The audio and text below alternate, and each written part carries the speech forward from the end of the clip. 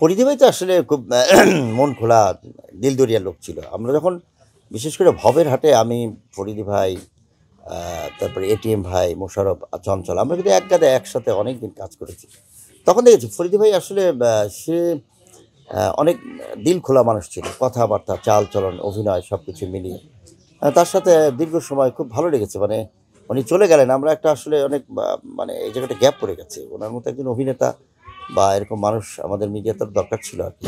ফরিদি ভাই আরে যারা মঞ্চের থেকে যায় তাদের ভিতরে ভাব সব কম। এইখানে এটা বুঝতে হবে কিন্তু। দেখবেন যে ম্যাক্সিমামই আপনি হিসাব করে দেখেন, আমরা যারা কাজ করি দীর্ঘদিন মঞ্চের থেকে ম্যাক্সিমাম মঞ্চের আর্টিস্টগুলো কিন্তু দীর্ঘদিন টিকে থাকে। তো আবরণটা কম আছে। আবরণ বলতে এই যে ভাবসাব আছে, অনেক কিছু আছে। এটা মঞ্চের মানুষের মধ্যে কম। যেমন মোশাররফ যে অভিনয় করে, ওই যে হাঁটতেছে, ঘুরতেছে, অভিনয় করতেছে, "এই ভাই আসেন শর্ট দেন" দিতেছে।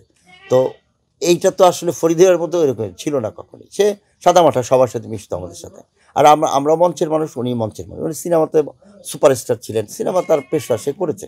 তার দর্শক গ্রহণ করেছে, সে করেছে। কিন্তু কখনোই দেখিনি এরকম কখনো ফরিদে ভাইকে। ফরিদে ভাই খুব ন্যাচারাল চলাফেরা, তার চালচলন সবার সাথে খুব ভালো আন্ডারস্ট্যান্ডিং এরকম ছিল।